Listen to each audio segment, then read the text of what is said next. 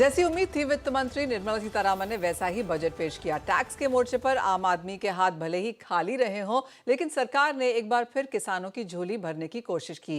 वित्त मंत्री ने अपने बजट भाषण में डेयरी सेक्टर की उत्पादकता बढ़ाने पर जोर दिया। इस पर बात करने के लिए हमारे साथ जुड़े इंडिया डेयरी एसोसिएशन के प्रेसिडेंट डॉक्टर RS सोडी, और हम बात करेंगे former union agricultural secretary Siraj Hussain और Indian Vegetable Oil Producer Association के इमामी एग्रोटेक के CEO सुधाकर देसाई से। सिराज जी नमस्कार, बहुत स्वागत है आपका शो में।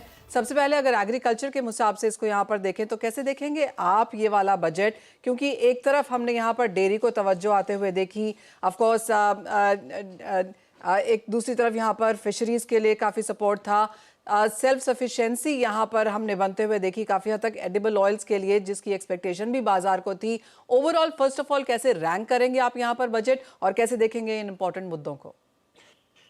हमें ये लगता है कि सबसे बड़ा जो इस बजट से लेसन दिख रहा है वो ये है कि गवर्नमेंट बिल्कुल कॉन्फिडेंट है कि अगला इलेक्शन हम जीत जाएंगे। तो इसलिए उन्होंने बजट में बहुत ही प्रूडेंस दिखाई है, और मैं कहूंगा कि जो फिस्कल प्रूडेंस बड़े बड़े इकोनॉमिस्ट एक्सपेक्ट करते हैं बजट से, वो इसमें दिख रहा है। अब फिशरी सेक्टर के लिए बहुत अच्छा अनाउंसमेंट है, और हमें बड़ी इस बात की खुशी है कि गवर्नमेंट ने इसको रिकॉग्नाइज किया, क्योंकि फिशरीज के माध्यम से प्रोटीन डेफिशिएंसी को कम किया जा सकता है, मेल न्यूट्रिशन को चेक किया जा सकता है। तो अगर गवर्नमेंट सचमुच इसको बढ़ावा देती है और एक्सपोर्ट को डबल करने के लिए इंफ्रास्ट्रक्चर में इन्वेस्ट करती है, तो ये बहुत अच्छा कदम होगा। जिन राज्यों में बार बार मीट और फिश की दुकानों पर पाबंदी लगाई जाती है, वो पाबंदी न लगाई जाए, जिससे कि जो मैल नरिश्ड लोग हैं, खासतौर से अंडे का जो कंजम्पशन है उसको भी बढ़ाने की जरूरत है। दूसरी चीज एक बहुत अच्छी गवर्नमेंट ने ये कही है कि हम एडिबल ऑयल की तरफ ध्यान देंगे। बस उसमें एक चीज कह के मैं अपनी बात खत्म करता हूं कि हमारी टैरिफ पॉलिसी ऐसी है कि एडिबल ऑयल की लैंडेड कॉस्ट बहुत कम होती है, और पिछले साल मस्टर्ड में हमने देखा, इस साल हम सोयाबीन में आज भी देख रहे हैं कि MSP को गवर्नमेंट प्रोटेक्ट नहीं कर पा रही है। एब्सोल्युटली। एक चीज जो यहाँ पर वित्त मंत्री ने कही, वो कहा कि MSP जब जहां बढ़ाने की जरूरत पड़ेगी वो करेंगे। दूसरी बात जो काफी इंपॉर्टेंटली कही गई वो फूड प्रोसेसिंग को लेकर भी थी। जैसा कि समझा भी जा रहा था कि ये एक ऐसा सब्जेक्ट है जहां पर सरकार ने पिछले कई बजट्स में इसका उल्लेख किया है, तो इस बार भी वो हमको देखने को मिला। MSP पर आपका क्या सेंस है, और दूसरा जो वैल्यू एडिशन और फूड प्रोसेसिंग के बारे में कहा गया, उसे कैसे देखते हैं? देखिए, MSP पे तो गवर्नमेंट ने हैंडसम हाइक दिया है, लेकिन गवर्नमेंट की पॉलिसीज उस MSP को प्रोटेक्ट करने के लिए भी हमें जरूरत होती है ना। अब देखिए, इस वक्त सोयाबीन मार्केट में आ रही है, लेकिन क्योंकि एडिबल ऑयल पे ड्यूटी काफी कम है, ग्लोबल प्राइसेस गिरे हुए हैं, और गवर्नमेंट चाहती है कि फूड इन्फ्लेशन चेक में रहे, तो MSP प्रोटेक्ट नहीं हो पा रहा है। तो खाली MSP डिक्लेयर करने से कुछ ज्यादा हासिल नहीं होता है। पिछले साल भी हमने मस्टर्ड में देखा कि किसानों को मस्टर्ड का MSP नहीं मिल सका। जहां तक ये सवाल है कि फूड प्रोसेसिंग, तो फूड प्रोसेसिंग को सपोर्ट करने के लिए गवर्नमेंट के पास फूड प्रोसेसिंग मिनिस्ट्री है, गवर्नमेंट उसमें सब्सिडी देती रही है। मैं ये समझता हूं कि प्रोसेस्ड फूड को गवर्नमेंट को सपोर्ट करने की जरूरत है by way of creating demand for that. अब आज जो सेक्शन फूड प्रोसेस्ड फूड को अफोर्ड कर सकते हैं, वो प्रोसेस्ड फूड से दूर जा रहे हैं। तो ये एक कॉम्प्लिकेटेड सिचुएशन है, जिसको जाहिर है बजट में नहीं बल्कि बजट के बाद एड्रेस करने की जरूरत है। जहां तक एडिबल ऑयल की बात है, हमारे साथ अब सुधाकर देसाई जी भी हैं। सुधाकर जी नमस्कार। और जैसे सिराज जी भी कह रहे थे कि ऑफ कोर्स पॉलिसीज यहाँ पर सब सही हैं, सरकार का यहाँ पर जो इंटेंट है वो भी सही है, लेकिन एज ऑफ नाउ जो सिचुएशन है जहाँ पर प्राइसेस MSP के नीचे हैं, इंपोर्ट धड़ाधड़ यहाँ पर आता चला जा रहा है, तो कैसे देखते हैं आज जो यहाँ पर नई पॉलिसी अनाउंस हुई है? Yes, I think it's a national priority, Manisha ji, and of course, as spoken many times, there are some oilseeds rightly chosen now, rapeseed and mustard, oblique mustard and groundnut. These are not import substitutable. We don't import those. At the same time, there is an opportunity for high yielding varieties of sun oil because that has got about 40 to 45% of oils. And we are dependent on Ukraine and that zone for imports. But having said that, why it is a national priority is out of 230 lakh crores, 150 lakh crores is almost 65%, is very, very import dependent. So India is very important for the world market. and world market is also dependent on the Indian market. And then we have these two issues which we touched upon: how to balance between the farmer prices and the consumer prices. We are looking for forward as IBPA. Of course, we had given some suggestions. We had also given a white paper seeking 30,000 crores of budget in the next 5 years. As spoken in the budget, I think it is not just one solution. It starts with the provision of acreage shifts, hybrids, and all the way up to the price risk management for the farmers. तो एक comprehensive plan जैसे oil palm में बनाया गया था, या इसी तरह national mission on oil seeds अगर उसका बजटरी एलोकेशन के साथ इम्प्लीमेंटेशन होगा तो जरूर जो आज का इंपोर्ट डिपेंडेंसी अपना जो 65% है, ये धीरे धीरे 35-40% तक भी आ सकता है इन 5-6 years. But the main key question is that how to address this balancing act. Post 2020, the prices have been so dynamic that global volatility is felt up to the mandis in India. So at a situation like this, even we as an importing country have to have a very dynamic approach to this. ये सारी चीज तो होता रहेगा बीच बीच में कि MSP के नीचे जाएगा, फिर कभी प्राइसेस बहुत ज्यादा हो जाएगा तो कंज्यूमर के तरफ गवर्नमेंट का अटेंशन रहेगा, जैसे आप जानते ही है. तो दोनों को बैलेंस करते हुए एक पॉलिसी, एक white paper, pre determined policy, हालांकि हमने तो बोला है कि डायनामिक ड्यूटी पॉलिसी होना चाहिए which auto triggers quick action in the policy change. But overall it's a welcome move. I get a feeling that we are moving towards national mission on oil seeds. The Honorable Prime Minister also mentioned the same thing in the past. तो ये मेरे ख्याल से with right budgetary allocation and right strategy, state wise oil wise अगर implement किया जा सकता है तो हम इसमें एक opportunity है definitely इंडिया को import substitute करने के लिए. सिराज जी, जैसे सुधाकर जी ने कहा कि बड़ी अपॉर्चुनिटी यहाँ पर है, ऑफ कोर्स एक फाइन बैलेंस यहाँ पर सरकार को जरूर बनाना होगा, जैसे कि आप भी कहते रहे हैं. एज ऑफ नाउ तो ये अनाउंसमेंट हुई है, कितना एलोकेशन है वो हमने नहीं देखा, और जो इनिशियल रीडिंग हम यहाँ पर न्यूज रूम में बैठकर कर रहे थे, जो समझ में आ रहा था कि ये कि एग्रीकल्चर एलोकेशन शायद पिछले साल से कम ही है. तो जब हम एक नया एडिबल ऑयल मिशन यहाँ पर देख रहे हैं, आगे एलोकेशंस होंगी, उसके बाद इम्प्लीमेंटेशंस होंगे, तो आप कहेंगे जब तक ये ऑफ ग्राउंड निकलता है अभी उसमें कुछ समय है. वोट ऑन अकाउंट प्रेजेंट किया गया है तो इसमें गवर्नमेंट ने अपना इंटेंशन दिखाया है, जो कि बहुत अच्छी बात है, हम इसका वेलकम करते हैं.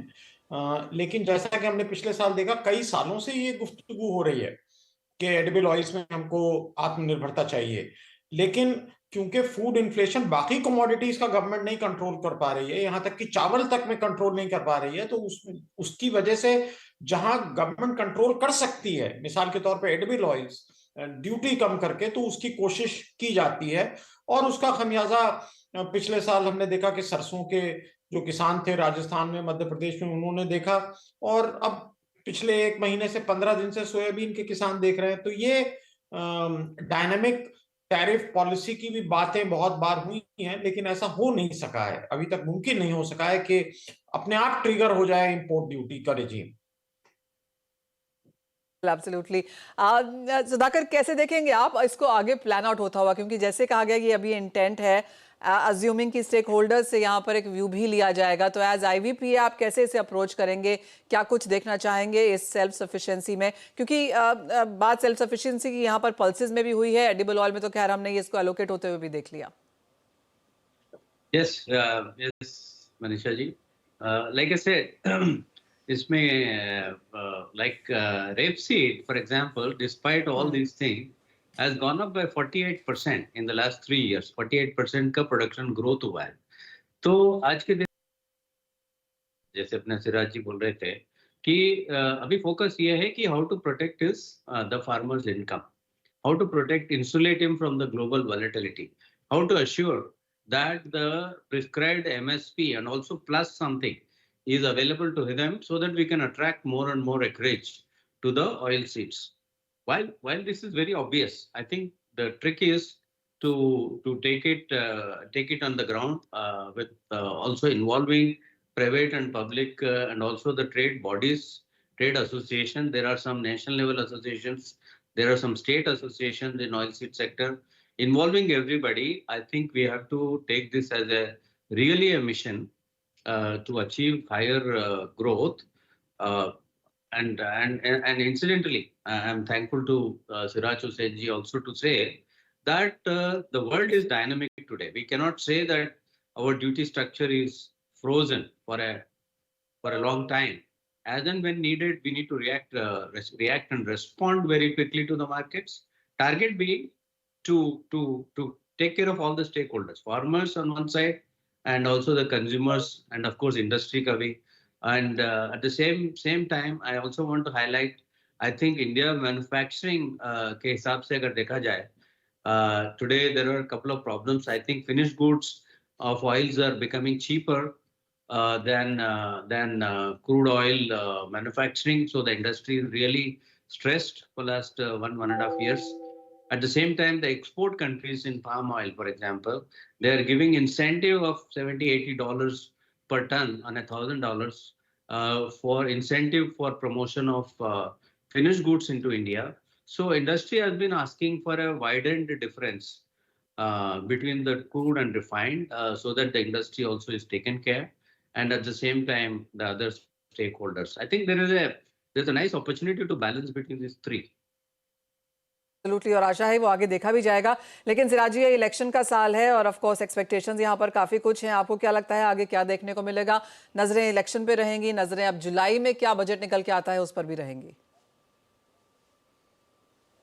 इस वक्त जो एग्रीकल्चर के लिए बहुत अहम चीज है वो अगले 1 महीने का टेम्परेचर है, क्योंकि उससे हमारी रबी क्रॉप्स की प्रोडक्टिविटी का फैसला होगा। और दूसरे मॉनसून, अगर मॉनसून ठीक रहता है तो मुझे लगता है कि गवर्नमेंट एक कंफर्टेबल सिचुएशन में होगी और कुछ अच्छे फैसले एग्रीकल्चर के लिए आ सकते हैं। मैं समझता हूं कि बाकी इंफ्रास्ट्रक्चर में गवर्नमेंट ने काफी इन्वेस्ट किया है, रेलवेज में, पोर्ट्स में, इलेक्ट्रिसिटी में, लेकिन एग्रीकल्चर में जो इन्वेस्टमेंट चाहिए, मिसाल के तौर पे शायद ही कोई ऐसी मंडी हो जहां पर टेस्टिंग की अच्छी फैसिलिटीज हो, मॉडर्न फैसिलिटीज हो, तो उसमें जो इन्वेस्टमेंट चाहिए वो गवर्नमेंट ही कर सकती है। वो हम कुछ भी कहें, वो प्राइवेट सेक्टर उतना इन्वेस्टमेंट उसमें नहीं करेगा। और हालांकि उनको अट्रैक्ट करने के लिए हमें पॉलिसीज बनाने की जरूरत है, लेकिन कम से कम कुछ जगह गवर्नमेंट को इन्वेस्टमेंट करना होगा। और मुझे इस बात की खुशी है कि आज गवर्नमेंट ने फिशरीज के पोटेंशियल को रिकॉग्नाइज करते हुए फिशरीज का एलोकेशन भी बढ़ाया है। ब्लू रिवोल्यूशन के लिए एलोकेशन में भी इजाफा हुआ है, ये एक अच्छी खबर है।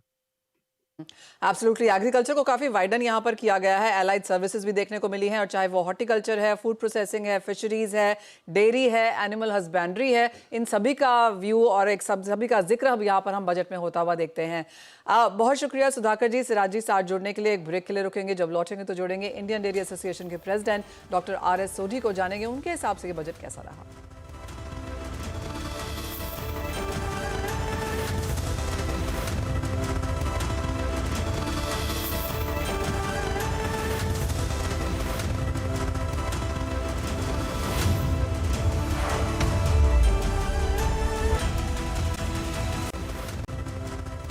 नमस्कार, स्वागत है आपका, और आप देख रहे हैं बजट पर चर्चा। कमोडिटीज में आज यहाँ पर क्या मिला है, और जिस तरह से वित्त मंत्री ने यहाँ पर सभी चीज़ों का जिक्र किया, agriculture, dairy, horticulture, fisheries, Indian dairy Association के प्रेसिडेंट डॉक्टर RS सोढी अब हमारे साथ जुड़े हैं उसी का यहाँ पर विवरण करने के लिए। लेकिन उससे पहले कि हम उनके पास जाएं, सुनते हैं कि वित्त मंत्री ने आज यहाँ पर डेयरी और एनिमल हस्बेंड्री के बारे में क्या कहा। Dairy development, a comprehensive program for supporting dairy farmers will be formulated. Efforts are already on to control foot and mouth disease. India is the world's largest milk producer with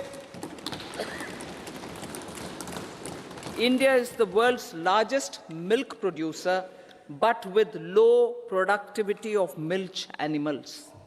The program will be built on the success of existing schemes such as Rashtriya Gokul Mission, National Livestock Mission, and infrastructure development funds for dairy processing and animal husbandry. Doctor sorry नमस्कार, स्वागत है आपका। कैसे देखते हैं आप, सबसे पहले तो वित्त मंत्री ने जो आज दिया उसके बारे में, ओवरऑल जिस तरह की डेयरी डेवलपमेंट पॉलिसी जो उन्होंने फॉर्म करने की आज यहाँ पर बात की है, कितना फायदा हो सकता है उससे? धन्यवाद मनीषा जी। जैसे आपने अभी बताया कि ऑनरेबल फाइनेंस मिनिस्टर ने कृषि में 3-4 एरिया को ग्रोथ इंजन माना है: edible oil, fisheries and dairy and animal husbandry. और उसका कारण क्योंकि इस एरियाज में फ्यूचर है और भारत में और वर्ल्ड में मार्केट है। डेयरी में जैसे ऑनरेबल फाइनेंस मिनिस्टर ने बताया, भारत वर्ल्ड का सबसे बड़ा मिल्क प्रोड्यूसर है, अभी 25% कंट्रीब्यूट करता है वर्ल्ड मिल्क प्रोडक्शन में। द वे हम ग्रो कर रहे हैं, 7 साल में 2030 तक हम तकरीबन 30% वर्ल्ड का, और 25 साल में 2047 में तकरीबन 45% वर्ल्ड का जो मिल्क प्रोड्यूस होगा वो इंडिया में और भारत में होगा। और उसमें 2 चीजें हैं, हमारी पर कैपिटा जो कंजम्पशन है ऑलरेडी वर्ल्ड एवरेज से 50% ज्यादा है। तो भारत में कंजम्पशन की एक लिमिट आ जाएगी, हमको विश्व की मार्केट देखनी पड़ेगी। और विश्व की मार्केट देखने के लिए जो 2 एरिया भारत सरकार ने आइडेंटिफाई किए हैं वो बहुत चाहिए। पहले क्या है कि प्रोडक्टिविटी बढ़ानी है, मतलब कि मोर मिल्क पर एनिमल और मोर मिल्क पर केजी ऑफ फीड, और उसके लिए ब्रीड इंप्रूवमेंट वगैरह का करना पड़ेगा। और उसके लिए उन्होंने जो राष्ट्रीय गोकुल मिशन का जो बजट रखा है तकरीबन 700 करोड़ का, और एक इंफ्रास्ट्रक्चर डेवलपमेंट फंड में तकरीबन 26,000 करोड़ है, उसमें इंटरेस्ट सबवेंशन होता है, वो तकरीबन 370 करोड़ वो कंटिन्यू रहेगा, जिससे कि पर एनिमल प्रोडक्टिविटी बढ़ेगी। भारत में हमको प्रोडक्टिविटी बढ़ानी है पर नंबर ऑफ एनिमल्स कम करने हैं, तो ही हम वर्ल्ड में कॉस्ट ऑफ प्रोडक्शन में compete कर पाएंगे और एक्सपोर्ट कर पाएंगे। दूसरा जो कंस्ट्रेंट था एक्सपोर्ट के लिए वो भी आइडेंटिफाई कर लिया है, वो है वैक्सीनेशन का या डिसीज कंट्रोल का।